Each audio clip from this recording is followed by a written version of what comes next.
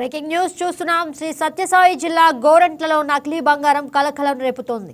మండలంలోని state bank of ఇండియాలో కొంతమంది వ్యక్తులు నకిలీ బంగారాన్ని తీసుకొచ్చి తాకట్టు పెట్టడానికి ప్రయత్నించారు. బ్యాంక్ సిబ్బంది వాటిని చెక్ చేయగా నకిలీ బంగారం అని తేలింది.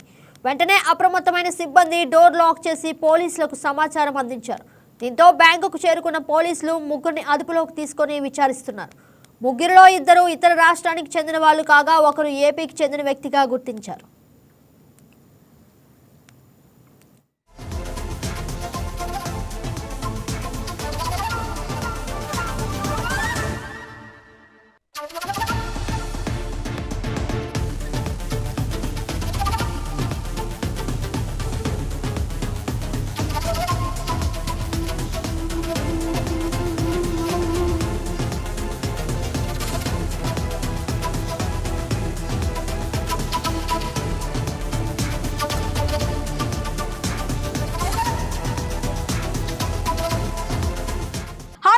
ఈ వీడియో మీకు నచ్చినట్లయితే లైక్ కొట్టి షేర్ చేసి వైకే టీవీని సబ్స్క్రైబ్ చేసుకోండి.